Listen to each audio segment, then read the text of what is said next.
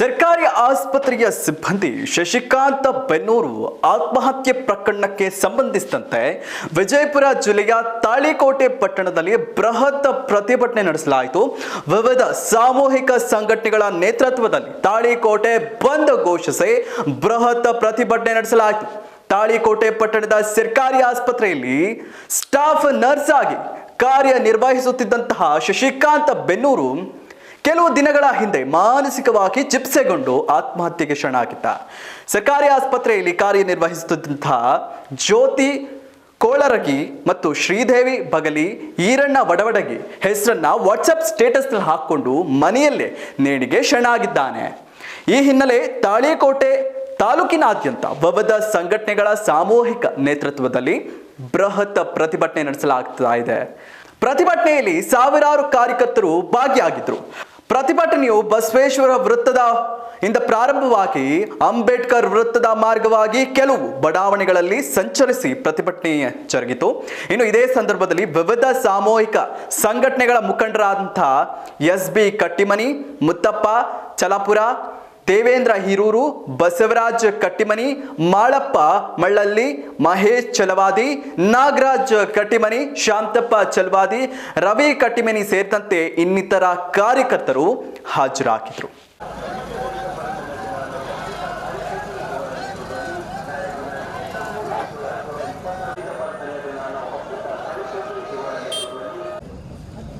ಬುದ್ಧಿಸತ್ವ doctor Baba Saheb Ambedkar ಅವರನ್ನು ಮನದಲ್ಲಿ ಸ್ಮರಿಸುತ್ತಾ ಇಂದಿನ ಈ ಹೋರಾಟದ ಉದ್ದೇಶ ಈಗಾಗಲೇ ತಮಗೆಲ್ಲರಿಗೂ ಗೊತ್ತಿರುವ ಸಂಗತಿ. ಆದರೆ ಈ ನಮ್ಮ ಹೋರಾಟ ಯಾವ ಉದ್ದೇಶ ಇಟ್ಟು ಪ್ರಾರಂಭಿಸಿದ್ದೇವೋ ಆ ಉದ್ದೇಶಗಳು ಡಾಕ್ಟರ್ ಬಾಬಾ ಸಾಹೇಬ್ ಅಂಬೇಡ್ಕರ್ ಅವರು ಹೋರಾಟ ಮಾಡಿ ತಮ್ಮ ಜೀವನವನ್ನೇ ಅದಕ್ಕಾಗಿ ನೀಡಿದರು. ಆದರೆ ನಾವುಗಳು ಈ ಸಂದರ್ಭದಲ್ಲಿ ಕನಿಷ್ಠ 8-10 ದಿನಗಳಾದರೂ ಹೋರಾಡಲೇಬೇಕಾಗಿದೆ. ಯಾಕಂದ್ರೆ ಈ ಜಾತಿವಾದಿ ಅಧಿಕಾರಿಗಳನ್ನು ಜೈಲಿಗೆ ಹತ್ತುವವರೆಗೆ, ನಮಗೆ ನ್ಯಾಯ ಸಿಗುವವರೆಗೆ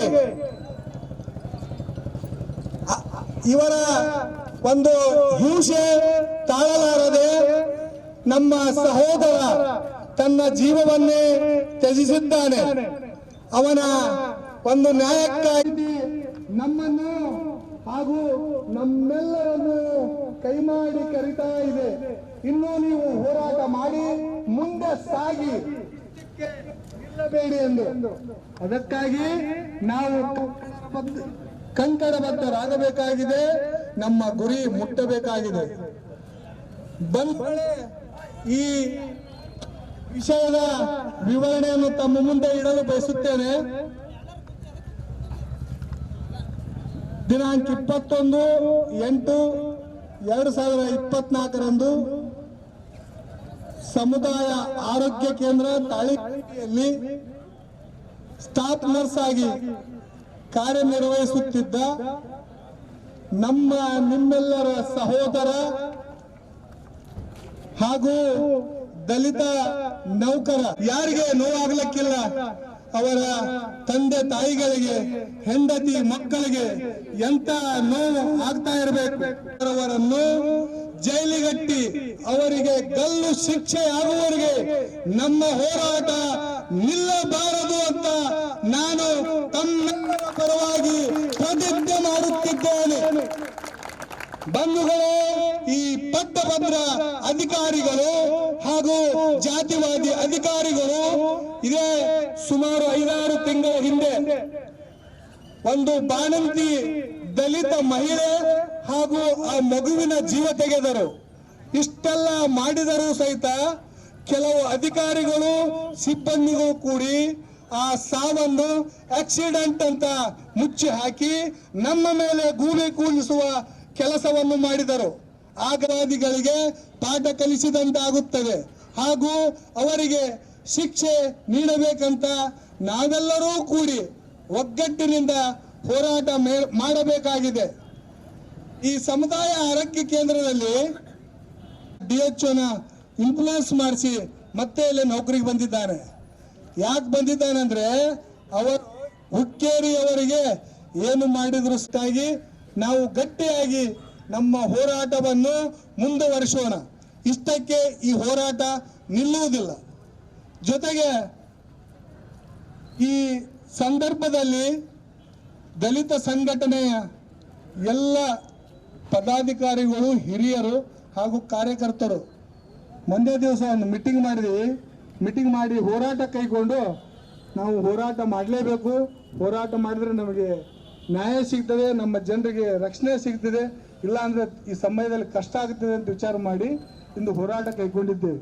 ಆದರೆ ನಮಗೀಗ ಬೇಕಾಗಿರುವುದು ನಮ್ಮ ವ್ಯಕ್ತಿಯ ಸಾವಿಗೆ ಕಾರಣರಾದಂಥ ಈ ಸಭೆ ಕರೆದು ವಿಚಾರ ಮಾಡುತ್ತೇವೆ. ಅದಕ್ಕಾಗಿ ಮುಂದಿನ ದಿನಮಾನಗಳಲ್ಲಿ ನಮ್ಮ ಹೋರಾಟ ಮುಂದುವರಿಯುತ್ತದೆ.